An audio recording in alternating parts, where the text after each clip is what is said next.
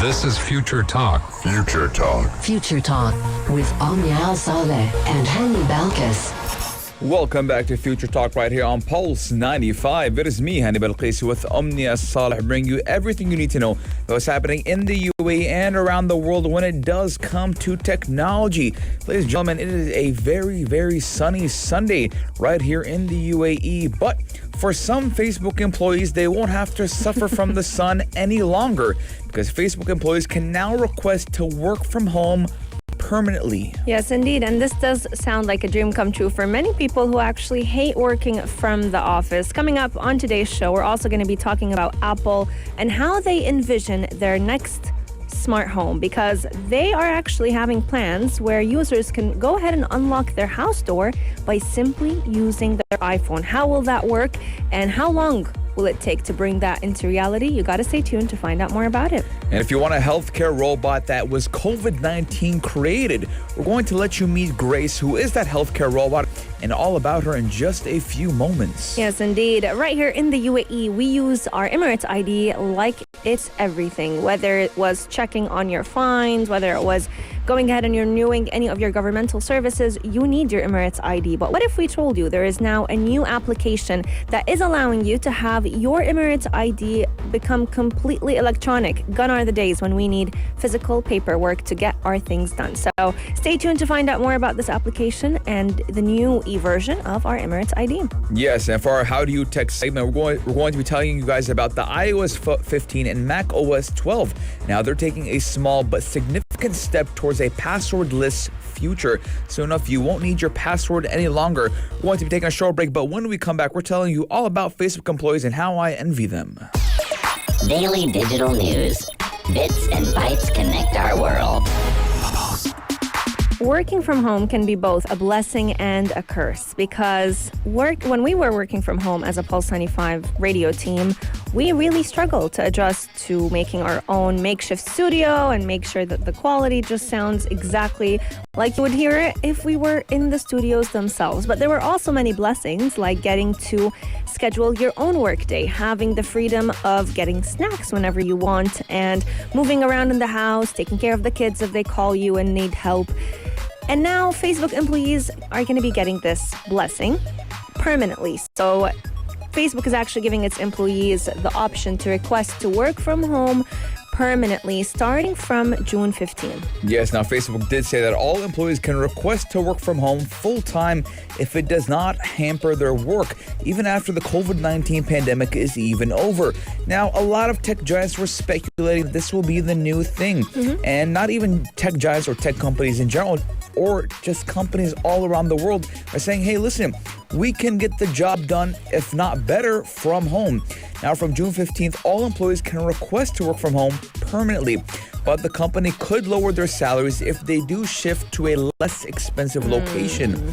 Now, earlier we did know that only certain employees at a certain level could request a remote work arrangement. For example, if they were, let's say, for example, if someone at home could be highly exposed to COVID-19, if they had underlying conditions, if they have kids and their kids study from home. There was a lot of conditions and arrangements for a certain type of criteria of people who couldn't actually go to work because of the COVID-19 pandemic.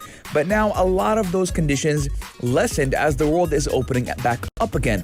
But for Facebook, they're still giving that option to their employees. Yes, indeed. But I do feel a little disappointed that they're going to go ahead and reduce the salaries of those people if the location that they're shifting to is not that expensive.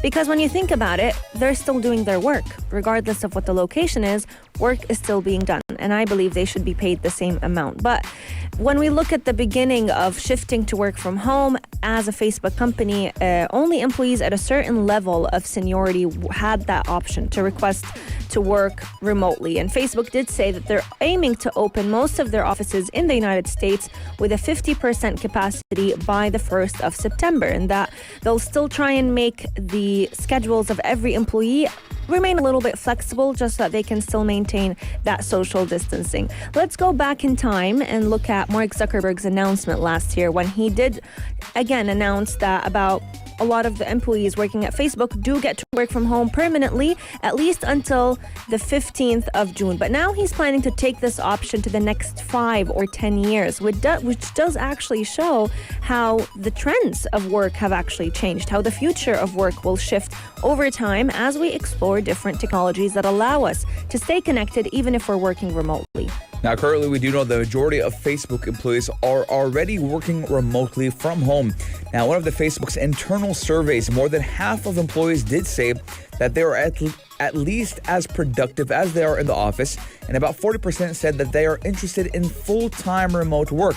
Now, other tech giants such as Google and Microsoft have also offered hybrid work options to their employees, while Twitter has already allowed its employees to work from home permanently. Now, Twitter actually made that announcement towards December of 2020. And just now, we're looking at all these other tech giants and companies picking up on the trend because, again, it could be more beneficial for the employee and for the company itself, as they are saying, we will lower salaries. Yeah. And again, I do believe that maybe in some cases, some salaries should be lowered because, again, you should give more money to the person who is coming to work, you know, instead of just staying at home, regardless of, let's say, they're still getting their the work situation. done, though. Don't you think? I do believe that there's some certain job fields that need to be at the workplace and some at home. Yeah. And the person who goes to work, obviously, does a lot more because, again, you can think about it like this. Well, I can live in, let's say, for example, talking about America, right? Yeah. California, Silicon Valley is very, very, very expensive, right? I can work, I can be employed to Facebook, but live in Idaho, where Idaho has dirt cheap rent and dirt cheap homes. Again, I will be. See, it's an economic thing as well. Taxes it's a tax thing as well, because in the United States, everything is related to taxes, right? And it's a big bubble that I don't want to get into right now, but it does sound plausible and viable why they would reduce some salaries to certain people. So they're trying to adapt based on every person's circumstances, which I do find, as you've mentioned, it makes sense. But in my opinion, I do feel like productivity actually increases for many people a lot more when they're working from home. So I'm very happy that they're doing or carrying out a decision like this, because right here in the UAE, there are so many companies, Hani, that have actually opened up working from home endlessly for many employees. I have a couple of friends who are going to Greece and getting to work from home from there, or going to the US and getting to continue their workday. So it gives you that flexibility, that ability to change up your day the way you want and to structure it the way you want. So let us know your thoughts. Do you count your virtual blessings? And would you like to work from home indefinitely if you could? Or would you rather work from the office? Yes, 4215 door slots, our text lines are open. We're going to be taking a short break, but when we come back, we're talking about Apple envisioning a smart home where users can unlock the front door with their iPhone. Daily digital news. Bits and bytes connect our world. Apple has always come out with innovative ideas, and now we're looking at how Apple is envisioning a smart home where users can unlock their front door with their iPhone. Now, Apple is taking a different approach with its smart home strategy than it does with its main platforms, such as iOS and even macOS, where it builds the hardware and controls the software. But now, we're looking at controlling the software and building the hardware. Yes, indeed. And that's basically going to be Apple's smart home strategy, relying heavily on encouraging third-party hardware makers to adopt Apple's platform, which is known as the HomeKit. So they're trying to include other makers with them, and this is something I actually saw happening also with their new iOS 15. So I don't know if you've heard about it, Hani, but now with the iOS 15 you can also make phone calls to an Android device, which I thought was different than every other approach that Apple had followed in the past. So they're trying to encourage different companies to work together with them hand in hand so that they can bring that to a reality. So one example to showcase that would be the fact that Apple did not release an Apple-branded smart lock, but they did promote a smart lock that uses Apple's software and integrates very seamlessly with the iPhone's home and wallet apps. Other HomeKit-enabled gadgets would include air conditioners, video cameras, motion sensors, doorbells, and lights, which all come from different companies, but they use Apple software. Yes, now this strategy does aim to position iPhone and Apple Watch as controllers for a wide variety of in-home functions, making them more valuable to current customers and discouraging them from switching to an Android phone when it does come time to upgrade. Now, we do know that Apple's smart home strategy could also boost Apple TV and HomePod sales, as these devices can be used as the smart homes hub. Again, we're looking at how Apple is trying to make that ecosystem more invasive and more deeper than it already is. So if you even think about changing your phone, changing your watch, you're going to have to ruin everything. You're going to ruin the whole ecosystem. You're going to have to change everything, literally, because everything is interconnected when you're that deep into the Apple ecosystem. Now, perhaps the biggest smart home announcement for iOS 15, which will be released this fall, is that Apple said it did plan to open up Siri, its voice assistant, to work with these third-party smart home gadgets such as Echobee's smart thermostat later this year. So soon we can look at users saying, hey Siri, to non-Apple gadgets, matching an ability that Google's Assistant and even Amazon's Alexa were already capable of. Yes, indeed. And we do know how popular Siri is with every iPhone user. You call her to call your friends, parents, spouses, you name it, to set up alarms, to disable certain notifications. So now they're planning to expand Siri to help us with our own home. So you could soon call Siri to start your coffee machine even before you go downstairs to make your coffee.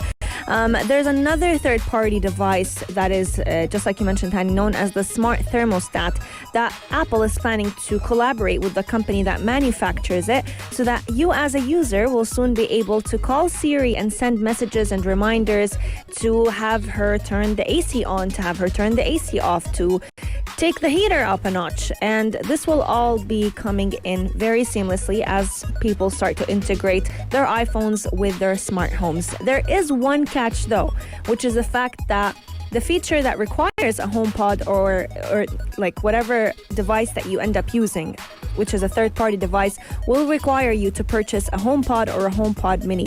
So there is a mini gadget that they're selling with this entire kit to try and have people, A, increase their revenue, but B, also integrate I think it would make it easier. So even if you don't have an iPhone, you can still basically plan to use the smart home device. Yes, now Apple also said that this week they are backing something called Matter. It is a standard that is designed to allow smart home gadgets to work together, and Apple said it did contribute to some open source HomeKit code. Now Amazon, Google, and Samsung are also participating in this standard. Again, we're looking at how all these big forces are coming together to make the smart home a reality. Let us know your guys' thoughts, 4215 Dual Slots, or on Instagram at Pulse95 Radio. Would you get your hands on a smart home? I wouldn't. You wouldn't? Why not? Too vulnerable. Okay. So if someone hacks into your phone, they'd hack into your house. Basically, because now But it's Apple. You know there's security. Regardless. I don't know. Now that you mentioned it, it makes sense. I get where you're coming from. But I also think this is going to be the future. You know, it's just about who chooses to adopt it first. Sooner I or will later. adopt it after all the glitches and after everyone gets hacked. So you'll stand and watch and then adopt it when I it's still safe. go into my house. Exactly. Why not have a key? I think the digital key is a very smart idea. There are definitely a lot of privacy concerns that come with it. We've seen that with car digital keys, since a lot of cars nowadays, you can go ahead and unlock them using your phone without any physical key. But let us know your thoughts.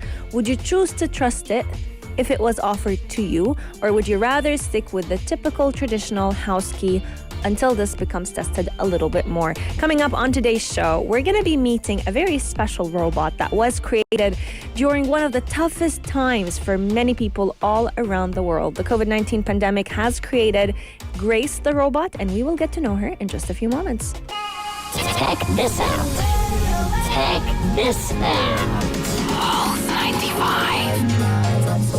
Whenever we talk about fame is no longer just a thing that humans can go ahead and adopt. Not only do we find human celebrities, but we also find robot celebrities. And I think If I'm not being too biased, one of the most famous robots out there is Sophia the robot. She's actually the world's first robot to get a citizenship. She's a Saudi resident and a Saudi citizen. So the same company that brought Sophia the robot to life has chosen to create Grace the robot. She's the healthcare robot that COVID-19 has created. She is a blessing in disguise, and she was born through a very tough time, but she was mainly created to help interact with the elderly and those who were isolated during this very tough time as they were recovering from this virus. Yes, now dressed in a blue nurse's uniform, Grace has Asian features, collar-length brown hair, and even a thermal camera in her chest to take your temperature and even measure your responsiveness.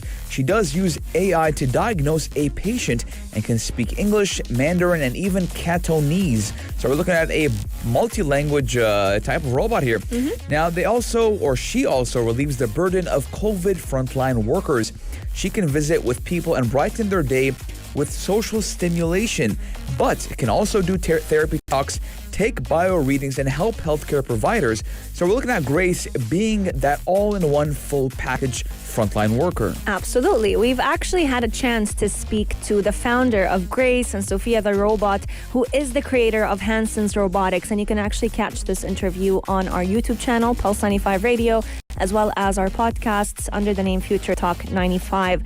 But whenever we talk to him, he did definitely highlight the importance of making robots look as lifelike as possible. And the one thing that all of us humans connect with is emotions. So Grace has actually the ability to portray about 48 different expressions. She has 48 major facial muscles and has a very comforting demeanor, which actually is very fitting because as a nurse, you need to have that empathy towards your patients. She does look a little like anime characters, so she has that fusion of Asian and Western styles.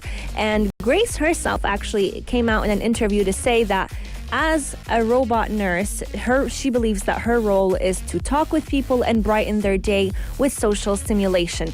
She can also do talk therapy, take bio readings, and help healthcare providers. So she'll be able to take those patients' vitals at all times instead of waiting for a nurse to put her life or his life at risk. Go in and take those vitals himself or herself. Yes, now the need for humanoid robots does come as the global impact of COVID-19 has made the need for humanoid robots urgent. Now, stuck at home during COVID-19 lockdowns, many people have had their mental state affected with negative thoughts. Awakening Health to intend to mass produce a beta version of Grace by August, and there's actually plans to fully deploy her next year in locations including Hong Kong, mainland China, Japan, and even Korea. Now, so far, when you're talking about the cost of these robots, the cost of making these robots are kind of close to a luxury car per se. Now, these will actually decrease once the company is manufacturing tens or even hundreds and thousands of those units. Ladies and gentlemen, listen to you guys' thoughts. 4215, do it slash or on Instagram at Pulse 95 Radio. Would you want a Grace in your home? I would definitely. Coming up on the show, we still have lots in store, so keep Pulse 95 locked and we'll be right back. Pulse 95. Apps all around. What's worth a click and download? Ladies and gentlemen, we're talking about the UAE Emirates ID. Now, for those who obviously live in the UAE, we know how important our Hawiyya is, our ID. Now, the authorities have rolled out a new e-version of that ID, which is amazing. Now, that electronic version can be used via a QR code scanning technology. Now, let's be 100% honest. Nowadays, I forgot the last time I put my wallet in my pocket. It's 100% at home. I never take out my wallet from my house. If I need to pay, I have Apple Pay. I carry zero cash with me. But I always have my Emirates ID on me and my driver's license because these are my forms of identification.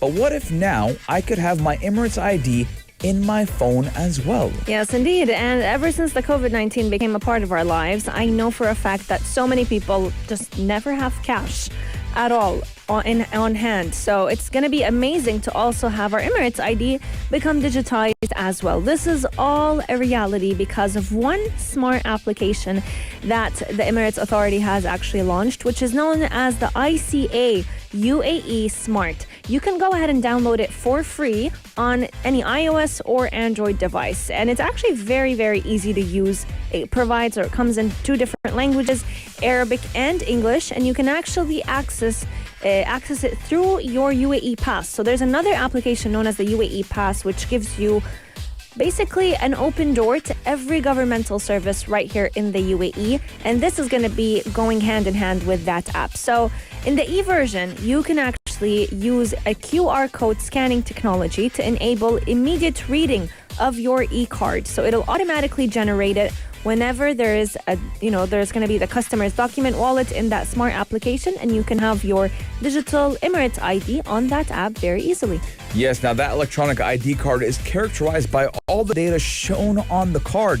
Now that will be through reading it directly from the authorities' database, and that process will actually help service authorities to verify the effectiveness of that issued card in case the printed card is not available. It's happened to me a couple of times where I didn't have my ID on me, but I showed them a picture of my ID. But if I'm having an electronic ID that will show whoever needs to see it and scan that QR code all my details, that would be 100% better. Now, the authority has also stated that a coordination has been made with the concerned authorities, service and business sectors to provide their services using the electronic version of the ID via the authority's smart application. Now, what does this mean? Let's say, for example, you want to book a hotel and you go, and if you want to book a hotel, you need to have a form of identification, either your passport or your Emirates ID. Let's say, oh man, you're all the way in Kalba City, right? And you left your ID at home in Sharjah. What are you going to do? Are you going to drive another hour and 30 minutes back? Nope. You download the app, you take out your electronic ID, and there you go. You're in. You're set. They've already spoke with all these business sectors and all the people that require ID to actually accept the electronic ID. Yes, indeed. And the best part about this application is the ease of logging in. So I just downloaded the app. It's called ICA UAE app. And once you have the app downloaded, you can log in with 3 different ways. You can either enter your phone number, or you can enter your Emirates ID number, or if you have the UAE Pass app downloaded, which I strongly recommend everyone to go ahead and download it. It makes governmental services become so easy, paying for fines, checking on your driver's license, even renewing it. It's all very seamless and done in a single tap. So once you go ahead and enter that on your device, any of those 3, you'll easily have access to your Emirates ID virtually. Also, many documentations that we need while living right here in the UAE, renewing our residency, the Iqama, making visa applications. It's all also accessible on the ICA UAE app. Yes, so I do recommend you guys download that. And again, we're looking at a future where we won't need wallets. Those Gucci, those LVs, they're all going to go broke because the iPhones and the Androids, they're all going to kill the wallet industry with all these electronic wallets. Forgot the last time I had cash in my pocket. Let us know your guys' thoughts. 4215 do it slot or on our Instagram at Pulse95 Radio. Would you like your Emirates ID in your wallet, or would you like to actually not have a wallet at all and just have your phone? We're going to be taking a short break, but when we come back, we're talking about iOS 15 and Mac OS 12. How do you tech? How do you tech? Man, do I love How Do You Tech, because we always talk about how you can make the most out of your tech gadgets, or how does tech work to begin with, whether it was Instagram or even Apple latest Apple latest iOS software updates, because we're talking all about iOS 15 and Mac OS 12. They're taking a small but a very, very big step towards a passwordless future. We've talked about this time and time before. Passwords are very annoying. I know a couple of people that come to mind whenever we talk about passwords. They forget their passwords so often, and that causes them to basically have to reset their computers a couple of times to be able to access them. But this is why biometric logins come in handy, because now you can simply use your face or your fingerprint to access your favorite devices. Yes, now Apple's upcoming iOS 15 and Mac OS Monterey will preview a new feature called PassKeys an iCloud chain, which is actually an attempt to help replace passwords with a more secure login process. Now, instead of logging to an app or website using string of text, during that conference that we were shown how you could use instead Face ID, Touch ID, or even a security key to gain access. Now, those passkeys are then synced across your Apple devices using iCloud. Now, although passwords are currently the most popular way to secure accounts, they do plague a lot of problems. Now, passwords can be phished, forgotten, and they're insecure if not used properly. Now, think about the number of times you've been tempted to reuse one password across multiple accounts. Now, Apple does think its new PassKeys solution can solve these problems as shown. Now, ladies and gentlemen, I know a lot of people who say, for example, have Apple as their password, Apple 1 for another account, Apple 1, 2, 3, 4 for another account, etc. So the creativity when it does come to passwords is you're not going to go crazy with passwords. Your brain can only remember one, and most of the time one person has same password across different accounts, but they change the capitalization a little bit, the numbers into it. But again, I'm looking at this as a good feature, but not a valuable one. Why not a valuable one? Because again, there's going to be a master key for this. Yes. So if you forget the master key, well, you're in trouble. And if someone knows the master key, you're still in trouble. Yes. Yeah, exactly. So the way Keychain works is it's basically like the memory of all of your passwords. Imagine creating a different password for every website, for every account. And this is something some of the biggest cybersecurity experts advise everyone to do, not to use the same password across different accounts. But our human memory is just too small, and some people are very forgetful. So what Apple has created is a keychain access or a keychain login. So you have an entire database of all of your passwords saved on your device, and you have one master password. It's the only password you'll have to remember to be able to insert it every single time that you want to access and find out what password did you put for that certain website. It's very easy to use. It works on all of your Apple devices. Its security level is actually very high, and it's actually phishing resistant, and it does not require sharing secrets. So you don't have to share the same password with a different account. So in the grand scheme of things, I think it's one of the best solutions. But just like Hani mentioned, if you go ahead and you forget your master passkey, that could be a big issue. But guess what Apple is doing, Hani, to help prevent this issue? Now you can use your Face ID as that master password, as your keychain password. So you register your face as your keychain passkey, and this way, every time you want to log into a certain website, all you have to do is scan your face to be able to access that passcode. And I think this is genius. Yes, but again, when it does come to Apple, there's always going to be an option or a prompt where you can enter a text-based password, because Apple will always give you that flexibility. Let's say, for example, your Face ID doesn't work anymore. What do? You can't log in? No, you can't. Just type in your password. And that's the master key password that we've heard about time and time again. Now, I look at this as not the smartest move from a lot of people. Now, we are looking at how password managers are now a new thing, and people are going crazy over it. But let's say someone knows my password for my laptop, right?